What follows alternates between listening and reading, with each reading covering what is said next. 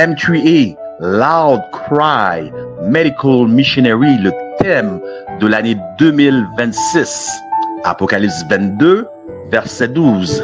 Voici, je viens bientôt et ma rétribution est avec moi pour rendre à chacun selon ce qu'est son œuvre. Nous sommes arrivés à un temps où chaque membre de l'Église devrait s'engager dans l'œuvre missionnaire médicale. Matthieu 24, 14. Cette bonne nouvelle du royaume sera prêchée dans le monde entier pour servir de témoignage à toutes les nations. Alors viendra la fin. Bon, bien-aimés frères et sœurs, Maranatha, bon matin. Et c'est avec la joie de Jésus-Christ que je vous souhaite un bon sabbat dans l'amour Philadelphia. Un bon sabbat à tous. Bien-aimés, ça fait 3-4 fois déjà que je me présente devant vous, donc je ne suis plus étranger pour personne ici. À chaque fois que je me suis présenté devant vous, je me suis toujours présenté avec une mauvaise nouvelle. Bon, ben, pour rester fidèle à moi-même, à mes habitudes, je vais commencer par une mauvaise nouvelle. La mauvaise nouvelle, c'est que j'ai pas de mauvaise nouvelle ce matin à vous annoncer. Parce que je vous ai accoutumé à ça. J'en ai pas de mauvaise nouvelle à vous annoncer à matin, sauf qu'il y a une nouvelle que je dois annoncer à tous et chacun d'entre vous. Puis j'espère qu'aucun de vous va prendre ça, va considérer ça comme une mauvaise nouvelle, mais que vous êtes plutôt content et heureux pour moi. Oui, oui. J'ai un preaching assignment, un engagement de prédication auprès de vous, peut-être au mois de septembre, octobre, je n'ai pas la date encore, mais je sais que j'ai un preaching assignment auprès de vous ici à Québec. Et la manière que les choses se déroulent, il y a de fortes chances, bien-aimés, que je ne puisse pas être présent. Donc, j'espère que vous n'allez pas voir ça comme une mauvaise nouvelle. La raison est que pour venir ici de mon domicile, de la rive sud de Montréal jusqu'à Québec, c'est 2 heures, plus que 2 heures, parce que je dois faire un arrêt chez Frère Alain la veille. 2 heures de temps de plus pour venir à Québec. Si je me dirige de la rive sud de Montréal à l'église de Maison où est-ce que Foirendel il est, un autre 2 heures. Voyez-vous, de la rive sud de Montréal à Québec, c'est 2 heures. De la rive sud de Montréal à Montréal, c'est 2 heures. Si je vais de la rive sud de Montréal à l'église de Frère Dubois qui se passe de présentation, vous connaissez tous Frère Dubois, c'est le beau-fils de René Martin Octobre. Donc, si je me déplace de la rive sud de Montréal pour aller à la rive nord, à l'église de Frère Dubois, c'est un autre 2 heures. Que je vienne ici à Québec, que je vais chez Wendell, que je vais chez Frère Dubois, c'est 2 heures partout, 2 heures aller, 2 heures revenir. Donc, je me suis dit, il y a un problème dans l'équation, il y a quelque chose qui ne fait pas de sens. Comment je pourrais résoudre la solution? Et là, ouais, l'hélicoptère. Et là, j'y ai pensé, je me suis mis à réfléchir. Et là, l'Éternel m'a montré l'un des dons de mes plus grandes forces, celui de la plantation d'église. Alors, j'ai décidé, plutôt que de prendre 4 heures aller-retour, je vais planter une propre église dans mon quartier même. Et j'ai fait le tour par le porte-à-porte. Pas plus de 10 minutes, j'ai jamais été plus de 10 minutes de chez moi et je suis rendu à 10 études bibliques. Tout ça en appliquant par un sondage, et bien sûr le sondage, c'est juste une raison pour être aux portes. Parce que les gens sont peu intéressés aux œuvres spirituelles. C'est juste une raison, une excuse pour être aux portes. Tout ça en appliquant un sondage et l'œuvre missionnaire médicale, je suis rendu à 10 études bibliques. Donc si ça va bien, si tout va bien, je vais pouvoir planter ma propre église. Donc, c'est pour ça que je dis, je ne suis pas sûr de pouvoir être avec vous. Donc, aujourd'hui, on va considérer ensemble le message, l'œuvre missionnaire médicale dans le message du premier ange. L'œuvre missionnaire médicale se trouve dans le message du premier, du second, du troisième ange. Mais aujourd'hui, on va considérer ensemble le message du premier ange. Avant de considérer le message du jour, nous allons courber la tête pour une courte prière. Éternel, notre Dieu, notre Père, plus je passe du temps auprès de toi, plus tu me donnes des messages qui sont difficiles à livrer. Mais ce que tu as dit, c'est ce que je parlerai, Seigneur. Donc, je te prie de oindre ses lèvres selon l'onction de ton amour afin qu'il puisse bouger avec amour. Que ton esprit se répègne sur tous et chacun des gens ici présents, ceux à la maison, ceux en ligne, Seigneur, afin qu'ils puissent comprendre le message d'aujourd'hui. Car nous te demandons tout cela au nom de Jésus. Amen. Donc, le message d'aujourd'hui s'appelle l'œuvre missionnaire médicale dans le message du premier ange. Bien-aimés, si je vous posais la question, quel est le dernier message à être présenté à un monde déchu? Que répondriez-vous à cette question? Apocalypse 14. Oui, bien sûr, sœur Simone, mais le dernier message comme tel, prêcher un monde déchu, bon, je vais donner plus de détails. Beaucoup de gens, peut-être plus que la majorité des adventistes du 6e jour, vous diront, le message du sabbat, c'est le message qui doit être prêché au monde déchu selon l'esprit de prophétie. Parce que l'esprit de prophétie met beaucoup d'emphase sur le message du sabbat. Le 7e jour, c'est un message qui doit être prêché au monde entier. Mais si je vous disais que le dernier message à être prêché, le dernier message à être prêché au monde déchu, ce n'est pas le 7e jour, le sabbat, qu'est-ce que vous allez répondre à ça? Et si je vous disais que le... Pardon? Ouais, moi, j'aurais dit la justification par la foi, puis le Père et le Fils. Pas tout à fait. Mais t'es pas loin. T'es vraiment pas loin, Alain. Le dernier message à être prêché à un monde déchu, bien-aimé, c'est la révélation du caractère de Dieu. Donc, 3 MS 208, paragraphe 2. Le dernier message à être prêché à un monde déchu, c'est la révélation du caractère de Dieu. Et c'est ce qu'on retrouve exactement dans Apocalypse 14, dans le message du premier ange. La révélation du caractère de Dieu au travers de son Fils Jésus-Christ. Voilà le problème qui arrive avec le message du premier ange. La majorité des gens voient dans le message du premier ange juste une question de jugement.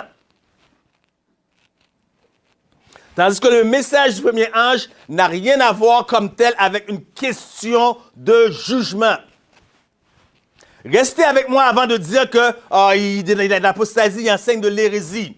Et lorsqu'on parle de jugement, la première chose qu'on voit, on voit le jugement de l'homme. Tandis que le jugement n'a rien à voir avec l'homme.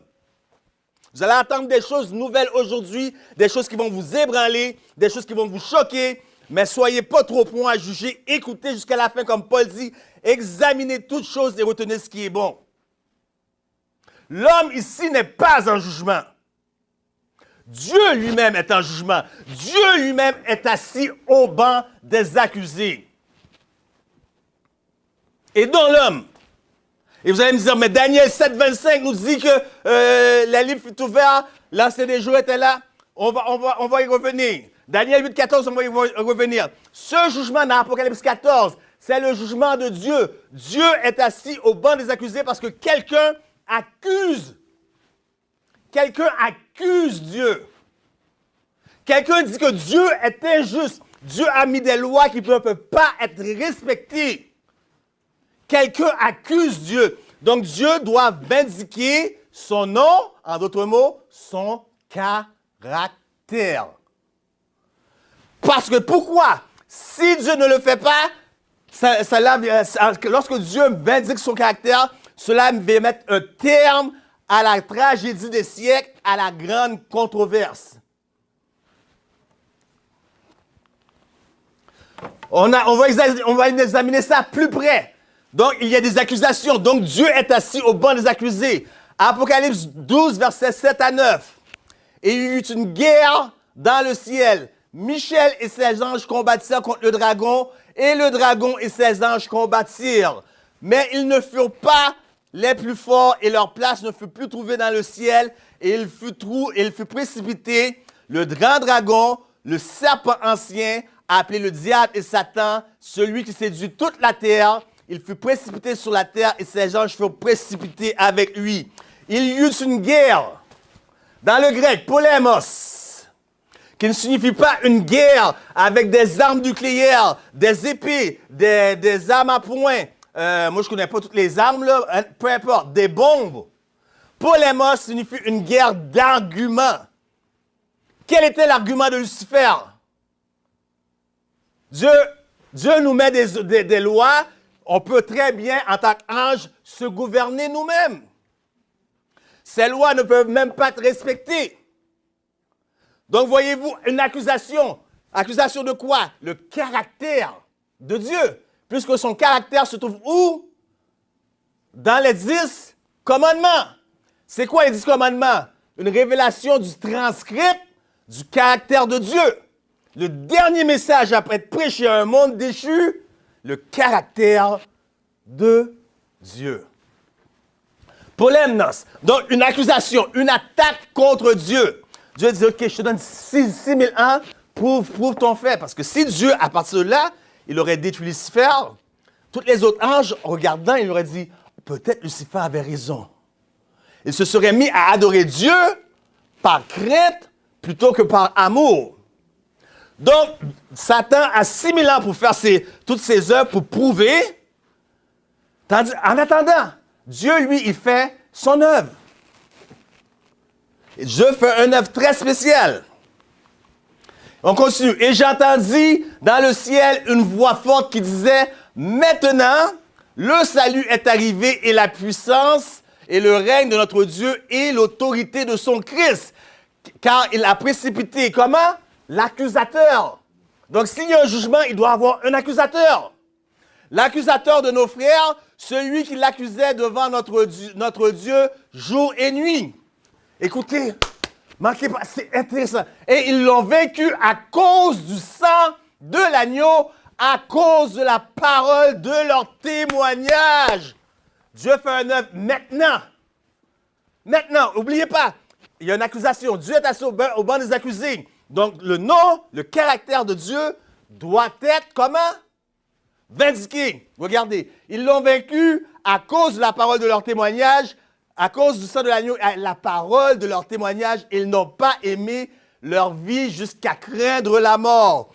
Dans le grec, la parole de leur témoignage, c'est martyrias ou amartoureia, qui ne signifie pas la parole de leur témoignage, mais qui signifie une évidence. Une évidence. Donc, Dieu, pour vaincre son caractère, doit produire un peuple capable de se tenir debout devant lui, sans péché. Victoire sur le péché. Sans péché. Je sais que le message est dur pour vous, mais je le prêche sans excuse. Sans péché, devant lui, sans intercesseur, sans Christ. Amartoureia. Martyrias. Martyr, donc, celui qui veut vivre pieusement sera persécuté. Sans péché, devant. Parce que si Dieu ne produit pas ce peuple-là, Satan gagne la grande controverse. Satan va dire, tu vois, je l'avais dit, tes lois ne peuvent pas être respectées. Dieu devra se tenir devant Lucifer, présenter des excuses à Lucifer. Dieu devra ressusciter Sodome et Gomorrhe pour dire, désolé Sodome et Gomorrhe. Dieu se doit de produire un peuple capable de garder tous ses commandements, de vivre sans péché. Avant même de rentrer dans le temps de détresse de Jacob. Dieu va produire ce... Vous pouvez l'essayer vous-même. Vous n'allez jamais réussir. Vous n'allez jamais réussir. Mais ce qui est impossible à l'homme est possible à qui? Amen. Dieu se doit de produire ce peuple. Parce que si Dieu ne se produit pas ce peuple, il doit ressusciter les antidiluviens et condamner Noé. Et dire, Noé, pourquoi tu m'as écouté? Il doit condamner toutes les vrais adventistes du 10e jour qui condamnent la levée des drag queens. Voyez-vous, si Dieu ne produit pas ce peuple-là, Satan gagne la controverse. Voyez-vous, c'est Dieu qui est assis au banc des accusés. Satan, il accuse Dieu. Et qu'est-ce qu'on vient faire d'abord dans le jugement? Daniel 8,14. Ce jugement, c'est pour montrer, si vous êtes perdu, ce n'est pas la faute de Dieu. Personne ne pourra blâmer Dieu. Qu'est-ce qu'on vient faire dans le jugement? C'est qu'à la fin des temps, qui est perdu? Même celui qui est perdu pourra dire, tu es juste et bon dans ta sentence et sans reproche dans ton jugement. Notre jugement à nous sert pour vindiquer Dieu lui-même. Que vous le regardez, c'est Dieu partout. Donc vous me dites, oui Lionel, mais sur nos prêches prophéties, il est où le message des missionnaires du missionnaire médical? On va continuer. OK, ça, on a vu ça. Donc, il y a eu guerre dans le ciel pour l'Emnos, OK? Ce qui est en jeu, les commandements de Dieu, type versus antitype, le jour des expiations, Day of Atonement, que j'ai mis en anglais ici, parce que Atonement, il y a un jeu de mots. At one man. Pour ceux qui parlent anglais, OK? Lévitique 16, 30. Regardez. Car en ce jour, on fera l'expiation pour vous, afin de vous purifier. Vous serez purifiés de tous vos péchés devant l'Éternel. En ce jour, on fera l'expiation pour vous. Est-ce passif ou actif? Passif, merci. Pouvez-vous devenir sans péché, vaincre le péché par vous-même? Impossible. Ce qui est impossible à l'homme, impossible à qui? C'est passif ici ou actif? Passif. On fera l'expiation. C'est quelqu'un d'autre qui va le faire pour toi. C'est Dieu qui se doit de produire un peuple capable de se tenir debout devant lui sans intercesseur. Passif. Cependant, l'homme avait quelque chose d'actif à faire. Afin que ça devienne passif, l'homme devait faire quelque chose. Que devait faire l'homme? OK, le message, là c'est le message du premier ange et on va voir que devait faire l'homme. Je vis un autre ange qui volait par le milieu du ciel, ayant un évangile éternel pour l'annoncer à tous aux habitants de la terre, à toute nation, à toute tribu, à toute langue et à tout peuple. Il disait une voix forte, craignez Dieu. Donc, le message du premier ange vient en 3 sections. Première section, craignez Dieu. Deuxième section, donnez gloire à Dieu. Troisième section, l'heure du jugement. OK? On va focuser ce matin uniquement sur la première partie, craignez Dieu. L'heure du jugement, on en a parlé vite fait tout à l'heure. Donnez-lui gloire, la Bible est claire. Mon Père est glorifié de ce que vous portez beaucoup de fruits. N'est-ce pas? De ce que vous portez beaucoup de fruits. Et aucun corps malade, aucune personne malade, aucune maladie connue ne donne gloire à Dieu. On rapproche du missionnaire médical. Aucune. Parce que être malade, il y a forcément une transgression de la loi de l'Éternel. Et lorsqu'on devient assez smart pour dire, ça, c'est pas salvatrice. On décide ce qui est salvatrice, ce qui n'est pas salvatrice. Tout ce que l'Éternel a donné comme loi, incluant les lois de la santé, c'est important. Transgresser une seule, vous manquez votre ciel. Il y a une différence, transgresser par ignorance, parce que David a dit, pardonne-moi même ce que j'ignore, et transgresser volontairement. Ah, c'est pas grave. Regardez Ève, c'est pas grave, c'est juste un fruit. Regardez où est-ce qu'on est rendu 6000 ans plus tard. Transgresser une seule commandement de Dieu sur les lois de la santé. Vous allez voir, parce que je ne joue pas. On va focuser aujourd'hui, ce matin, sur la première partie. Craignez Dieu. Il disait d'une voix forte, craignez Dieu et donnez-lui gloire, car l'heure de son jugement est venue, et adorez celui qui a fait le ciel et la terre et la mer et les sources d'eau. Craignez Dieu. Qu'est-ce que la crainte de l'Éternel? Pourquoi devrions-nous craindre Dieu? Laissons la Bible répondre lui-même à la question. Si tu gardais le souvenir des iniquités, éternel Seigneur, qui pourrait subsister? Mais, le pardon se trouve auprès de toi afin qu'on te craigne. Message de la santé. Réforme sanitaire, parce que voilà le problème. Lorsqu'on parle de missionnaire médical dans le milieu adventiste, qu'est-ce que les gens voient? Une personne qui va venir enseigner quoi boire avec une concoction quoi boire ou quelle sorte de feuilles, faire des cataplases. C'est pas ça le missionnaire médical. Parce que laissez-moi vous dire, n'importe quel herboriste, n'importe quel naturopathe pourrait vous conseiller les mêmes choses. C'est pas l'œuvre missionnaire médicale. L'œuvre missionnaire médicale, c'est le bras droit de l'évangile du troisième ange. Le bras, qu'est-ce qu'il y a le bras? Au bras est attaché la main. À quoi sert la main? À ouvrir une porte. Arrêtez avec vos concoctions, vos cataplasmes. C'est important parce que moi aussi, j'en fais des cataplasmes. Mais ce n'est pas le message.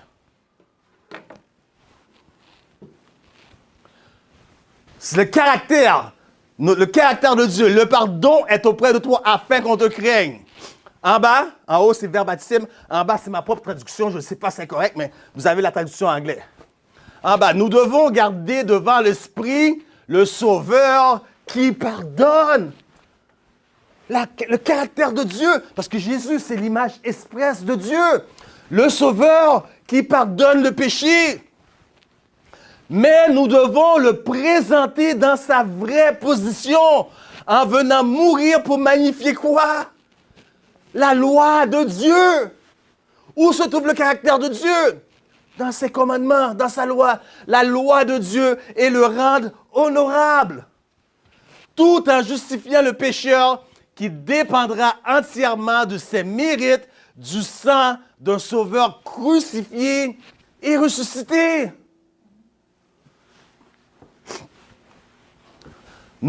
Excusez-moi, j'ai pas les. Quand je travaille, des fois, j'ai pas toutes les. Je m'en vais en ligne puis je trouve pas. C'est comme si ça n'existait pas, fait que je prends la version originale. Je vais traduire pour vous. Notre Seigneur, les paroles de notre Seigneur, venez à moi et je vous donnerai du repos. C'est une prescription pour toutes les maladies physiques, mentales, spirituelles. Venez à moi, je vais vous donner du repos. Même si l'homme a apporté la souffrance sur lui-même, par leurs mauvaises actions, ils les regardent avec pitié. En lui, ils peuvent trouver du secours. Il fera de grandes choses, de grandes œuvres pour ceux qui se confient en lui. Ministère de la guérison, la page, ça ne sera pas bonne, là, en français, mais Ministry of Healing, page 115, édition 1905. Voyez-vous le message du premier ange et l'œuvre missionnaire médicale? Comment c'est deux? Vous les retrouvez dans tous les messages des trois anges. Maintenant, on retourne au sanctuaire. On a dit que c'était passif dans le sanctuaire, mais l'homme avait quelque chose à faire dans le sanctuaire. 10 jours avant le jour des expiations, la trompette était sonnée pour annoncer qu'il va y avoir la purification du sanctuaire. Que devait faire l'homme pendant ces 10 jours? Affliger leur âme. Et pendant que le grand prêtre était dans le lieu très saint, faisant la purification du sanctuaire, que devait faire le peuple en dehors, attendant que le grand prêtre finisse? Affliger l'âme. Maintenant, regardons. C'est ici une loi pour vous, une loi perpétuelle. Au 7e mois, le 10e jour du mois, vous humilierez vos âmes. Vous ne ferez aucun ouvrage. Juste une parenthèse. Vous ne ferez aucun ouvrage. Qu'est-ce que ça veut dire? Parce que à Thessalonique, ils ont eu le même problème. Ils croyaient que c'était une congrégation eschatologique qui croyait que Jésus était pour venir dans leur temps. Ils ont été travailler. Là, Paul a vu ça, Paul n'était pas content. Paul a dit non. Celui qui ne travaille pas, mais qu'il ne mange pas. Mais comme c'était passé, les millérites ont fait la même erreur. Les millérites ont fait la même erreur. Ils ont dit, Jésus revient. À quoi ça nous sert de travailler, d'envoyer nos enfants à l'école? Ils ont tout vendu. 22 octobre, ils ont attendu. Jésus n'est jamais venu. Pourtant, la Bible dit, vous ne ferez aucun ouvrage. De quel ouvrage on parle ici? Pardon? Non, pas tout à fait. Mais t'es proche, Julie. Paul le parle. Galates 5, 19 à 21. Les œuvres de la chair.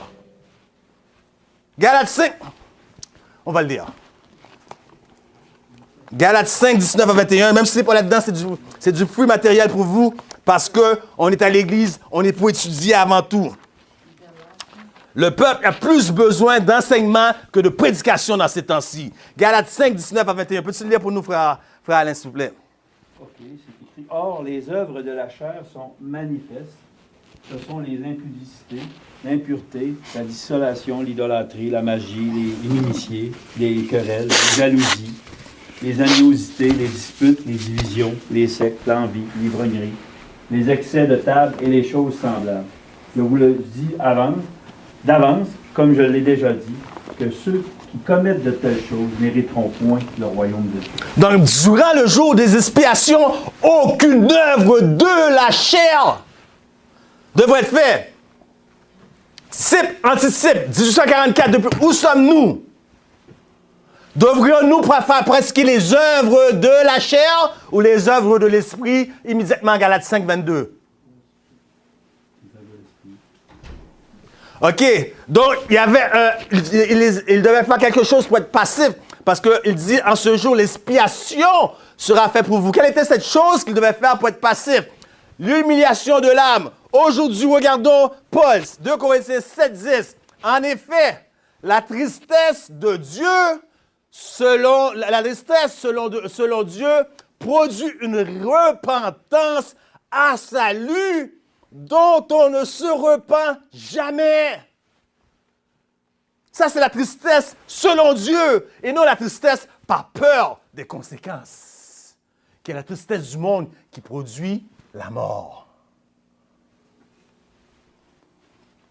Vous comprenez? Ils devaient humilier leurs âmes. On doit humilier nos âmes par la tristesse selon Dieu qui produit une repentance dont on ne se repent jamais. Parce que pourquoi? Pourquoi? Parce que la majorité d'entre vous, vous allez prendre votre Bible lorsque vous voyez une personne tomber hors de la grâce. Vous allez lui taper sur la tête. C'est ça qu'on fait. C'est ça qu'on a l'habitude de faire. Mais laissez-moi vous dire, qu'est-ce qu'il dit? On méprise-tu les richesses de sa bonté, de sa patience, de sa longanimité, ne reconnaissant pas que la bonté de Dieu te pousse à la repentance? Ce n'est pas mes 10 000 sermons. Ce n'est pas prendre ma Bible pour taper ça à la tête qui va... C'est la bonté de l'Éternel qui vous conduit à la repentance. D'ailleurs, moi-même, si je tombe en dehors de la grâce, je prends toutes vous autres ensemble, en un seul temps. Tout ce que vous pouvez faire, tout ce que vous pouvez dire contre jugement contre moi, vous n'allez jamais me battre. Je suis meilleur que toutes vous autres ensemble. Je suis capable de me condamner plus dur que toutes vous autres mis ensemble. Je suis capable de me condamner pire que ça. Il y a des petites voix qui se passent dans ma tête. T'es donc bien niaiseux, t'es donc bien imbécile, stupide. Toi, qui prêches l'Évangile, tu te promènes avec la Bible en main. C'est des petites voix qui se prennent dans ma tête. Je peux me juger plus dur que toutes vous autres mis ensemble. Comprenez-vous? Lorsque quelqu'un tombe de la grâce, arrêtez de lui taper sur la tête avec la Bible. Ce n'est pas ce qu'elle a besoin. Ce n'est pas vos condamnations, ni vos paroles, ni vos versets bibliques, mais c'est la bonté de l'Éternel qui va conduire cette personne-là à la repentance. Psaume 103, versets 8 à 12. Écoutez bien, vous allez voir où est-ce que l'œuvre missionnaire médicale arrive. L'Éternel est miséricordieux et compatissant, lent à la colère et riche en bonté. Il ne conteste pas sans cesse. Il ne garde pas sa colère à toujours. Il ne nous traite pas selon nos péchés. Il ne nous punit pas selon nos iniquités. Écoutez bien. Mais autant les cieux sont élevés au-dessus de la terre, autant sa bonté est grande pour ceux qui le craignent. Mais autant l'Orient est éloigné de l'Occident, autant il éloigne de nous nos transgressions. Voici la bonté de l'Éternel. Voici le Dieu que nous servons. Mais qu'est-ce que ça veut dire? Autant les cieux sont élevés au-dessus de la terre, et autant l'Orient est éloigné de l'Occident. Qu'est-ce que ça veut dire? Hubble Telescope ont pris une photo à partir de la Terre allant jusqu'au point le plus éloigné de la galaxie connue.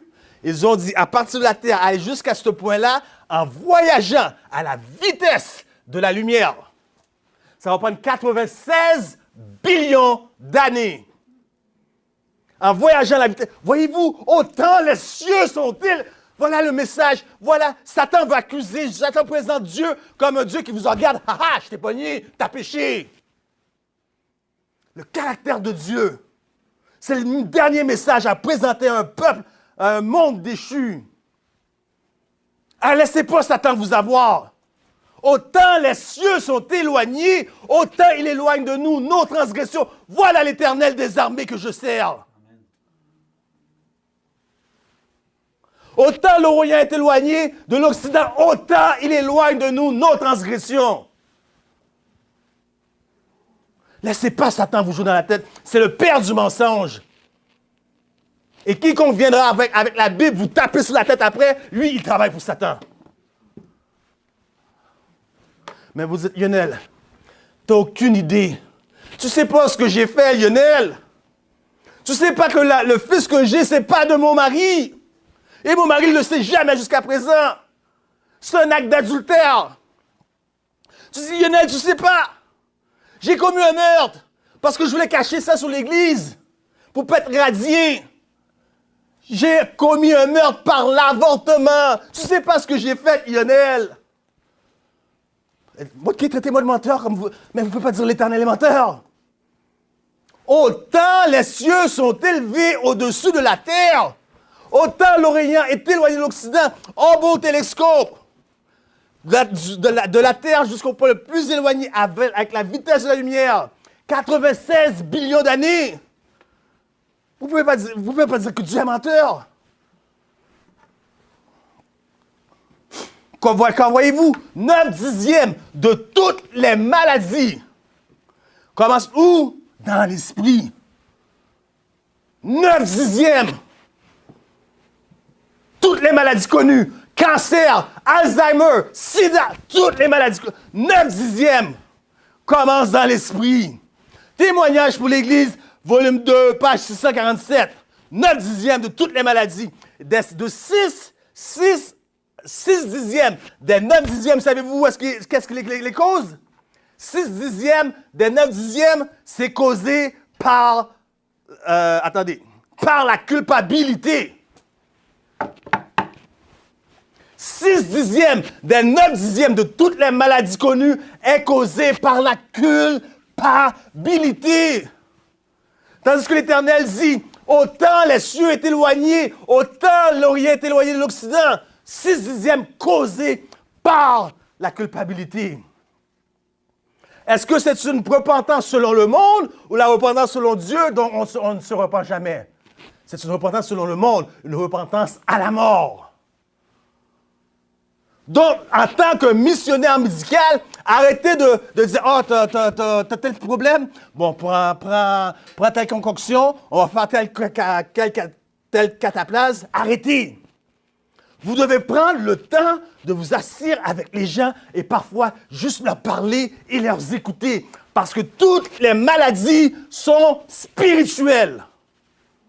Toutes. 6/10 des 9/10 qui commencent dans l'esprit sont liés avec la culpabilité. Regardez un exemple. Douleur lombaire, l'hypertension, l'arthrite, rhumatique, neuralgie, nervous breakdown, dépression, tuberculose. Not only that, but d'autres. Il y en a d'autres qui conduisent par rapport à la culpabilité. Cancer, anémie, dépression, insomnie. Voyez-vous l'importance de vous asseoir avec les gens? Vous ne savez pas ce que les gens y passent dans leur vie. Vous voyez des faits, mais vous ne voyez pas les circonstances entourant les faits. Et vous êtes prêts à juger. Moi, je suis adventiste, je suis un enfant de Dieu. Moi, je suis parfait. Vous faites plus de tort à l'œuvre qu'à d'autres choses.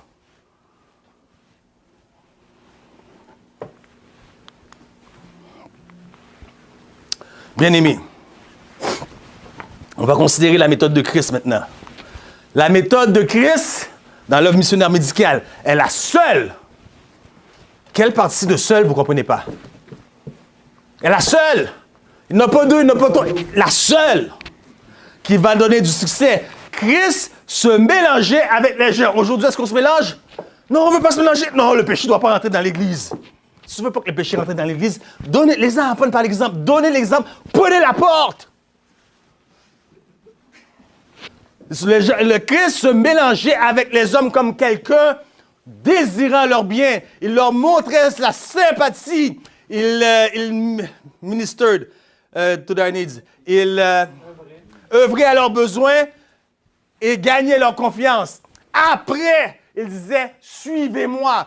Ministère de la guérison, page 118. Ça, c'est en anglais. Ministère de la guérison, page 118. Considérons, on va briser point par point la méthode de Christ. Christ se mélangeait avec les hommes. Contact. Faisons-nous des contacts aujourd'hui. Il désirait leur bien. Concern. Et je montrais sa sympathie, la compassion. Il attendait à leurs besoins. Commitment. Engagement signe. Il gagnait leur confiance, la confiance. La méthode de Christ est la seule. Mais aujourd'hui, l'Église a plein de méthodes. Plein de méthodes. Et après, suivez-moi. Qu'est-ce qu'on fait aujourd'hui? Suis-moi, puis après ça, on verra. Le suivez-moi, c'était la dernière chose que Christ disait. Missionnaire médical. On va avoir beaucoup de choses à désapprendre afin de réapprendre à la fin des temps. Parce que ça, c'est l'œuvre que l'Éternel a donnée. C'est le bras droit de l'Évangile du troisième âge. Donc, nous avons vu le caractère de Dieu. Dieu est assis au banc des accusés parce que Satan l'accuse. Je suis sûr que Satan, il a accusé Dieu au travers de chacun de vous, de sorte que si vous ne péchez pas, certains d'entre vous, si vous ne péchez pas, peut-être pas ici en général, ce n'est pas parce que vous aimez Jésus. Pourquoi je ne fais pas d'adultère, pas d'adultère, mais de la fornication? Est-ce que c'est parce que j'aime vraiment Jésus ou j'ai peur que la dame tombe enceinte et ça fait un scandale à l'église? Est-ce que c'est parce que j'aime vraiment Jésus ou j'ai peur d'attraper le sida? Pourquoi je ne vais pas voler dans un magasin? Est-ce que c'est parce que j'aime vraiment Jésus ou j'ai peur d'aller en prison? Les motifs comptent. Satan, je suis sûr qu'il a accusé Dieu même au travers de vous. C'est pour ça que Dieu est assis au banc des accusés. Il vous montre un Dieu qui vous regarde, un Dieu méchant. Puis quand vous péchez, haha, je t'ai pogné, péché. Non, c'est pas le Dieu qu'on sert. Notre Dieu, c'est un Dieu d'amour. Et c'est le dernier message à être prêché à un monde déchu. La révélation du caractère de Dieu. J'ai plus de 500 âmes baptisées en Amérique du Sud dans mes campagnes d'évangélisation. Plus de 500. J'en prends aucun mérite. Vous savez pourquoi? Parce que lorsque j'arrive en Amérique du Sud, les gens sont tellement pauvres, ils n'ont que Jésus pour s'accrocher. En Amérique du Nord, Canada, tu as le Dieu de l'Internet, Dieu capte le crédit, Dieu de ci, Dieu de ça, j'en prends aucun mérite. Mais il y a une dame au Brésil, par année, elle gagne à elle seule 42 à 45 âmes. Par année. Une année, l'Église a décidé de récompenser cette dame en lui offrant une plaque commémorative. On lui a donné la plaque commémorative. Elle avait gagné cette année 45 âmes à elle seule, qu'elle a amené au pied de la croix et baptisée. Qu'elle a fait baptiser par le pasteur. À elle seule, 45 âmes. Quelques semaines plus tard, elle est tombée en dehors de la grâce. Elle s'est mise à genoux, comme n'importe qui d'entre nous aurait fait. Puis elle s'est relevée. Sauf qu'elle n'a pas laissé le truc à genoux. Elle s'est relevée avec le truc avec elle. Croyant que Dieu lui avait pardonné. Mais elle, à cause qu'elle est tombée en dehors de la grâce, son orgueil pour avoir gagné 45 âmes par année, trop d'orgueil. Elle a refusé de se pardonner, incapable de se pardonner. Résultat final. Résultat final. Sur une chaise roulante, paraplégique du cou en descendant. Voilà le diagnostic des docteurs au Brésil. Paraplégique sur une chaise roulante. Il y a une repentance dont on ne se repent jamais selon Dieu, mais la repentance selon le monde produit quoi? La mort. C'est l'histoire d'une autre dame, et je termine avec ça, pour vous montrer le Dieu que nous servons. 1994, au Rwanda, en Afrique, il y a eu un grand génocide. Les Hutsis contre les Hutus. C'est ça. Une vieille dame, elle a vu son seul, unique fils être décapité par le clan adverse. Plus de 20, quelques années plus de 20. L'antagoniste fut pris par la justice. Donc, on amenait la chose en cours. l'antagoniste qui a décapité le seul et unique fils de cette dame. Puis on finit par faire témoigner la vieille dame en question. Dans ce témoignage, elle n'a pas le choix de revivre tous les moments, parce que c'était vraiment quelque chose d'intense, j'imagine, pour ceux qui étaient au Rwanda. Elle a tout revécu ça. Elle a expliqué en détail, graphiquement en détail, bien-aimé, ce qu'elle avait vu. De temps en temps, on pouvait voir le juge qui faisait ça. On pouvait voir le juge qui faisait comme, arrêtez, je ne veux pas en attendre. C'est trop, je ne suis pas capable d'entendre de telles abominations. Puis, l'homme, l'antagoniste, fut trouvé, selon vous, normal, coupable. C'était maintenant le moment au juge de donner sa sentence. Mais après avoir entendu tout ça, le juge savait, il n'y a aucune chose, aucune sentence que je peux déclarer qui va rendre justice à cette dame. Alors le juge, comme voulant s'en laver les mains, il s'est tourné vers la dame. Il a dit, demandez ce que vous voulez et cela vous sera accordé. Si vous demandez 10 ans de prison, cela va être accordé 25 ans, 50 ans ferme, ça va être accordé. Si vous demandez une prison à vie, cela va vous être accordé. Demandez ce que vous voulez. Cette vieille dame, voulant pas se faire prendre au piège, elle s'est tournée devant le juge et a dit, êtes-vous sûr, monsieur le juge? Le juge a dit oui. Maintenant, la dame avait les mains libres pour demander ce qu'elle voulait. La dame s'était tournée vers son antagoniste. Elle a dit, vous avez pris mon seul et unique fils. Vous avez pris mon seul et unique bien. Vous avez pris tout ce que je possédais. Elle disait ça à son antagoniste. Maintenant, je vous condamne. Je vous condamne à venir chez moi chaque mercredi afin que je puisse cuisiner les mets que mon fils aimait le plus, afin que je puisse rire avec vous comme je riais avec mon fils, afin que je puisse vous câliner comme je câlinais mon propre et seul et unique fils. Voilà l'amour de Dieu. Toute l'assemblée, toute la jurée, toute la cour était ensanglotée. Lorsque jamais personne n'a entendu de telles choses. Cela montre un amour. Satan veut vous montrer un Dieu qui est juge terrible. Tandis que notre Dieu, c'est un Dieu d'amour. Il ne nous invite pas juste le mercredi à venir le voir parce qu'il va avoir tué son seul et unique fils sur cette croix, Jésus-Christ. Il nous invite chaque jour. Il dit, viens à moi, Lionel. Je sais que tu es messed up. Je sais que tu es jacked up. Viens à moi, Lionel. Viens à moi, Alain. Voilà le Dieu qu'on sert, bien-aimé. Voilà le message qui doit être prêché à un monde déchu. L'amour, le caractère de Dieu. C'est le message.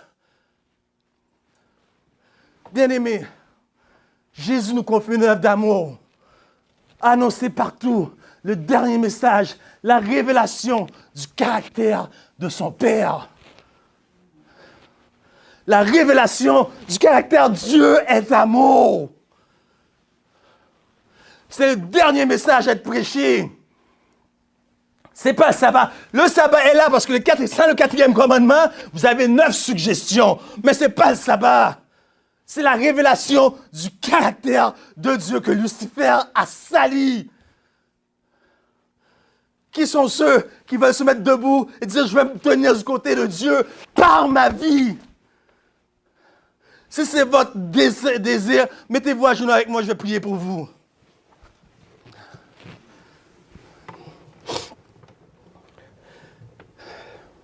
Éternel, notre Dieu, notre Père, on est heureux, Seigneur, pour la bonne nouvelle que tu nous as laissée dans ta parole. Maintenant, utilise-nous afin que nous soyons des instruments de paix, Seigneur, afin que tu puisses révéler ton caractère au travers de nous, afin que nous puissions apporter un baume dans ce monde déchu, car nous savons que ce monde, de jour en jour, disent, y a-t-il un baume à Gilead? Oui, Seigneur, utilise-nous, nous voici devant ta face. Je prie pour chacun des gens qui nous écoutent de la maison, Seigneur. Tu peux en faire autant pour eux en mettant ton esprit en eux. Ceux qui nous écoutent sur les réseaux sociaux et les gens ici même présents, Seigneur, sanctifie-nous par ta présence, sanctifie-nous par ta parole, car nous te demandons tout cela au nom de Jésus avec le pardon de nos péchés. Amen.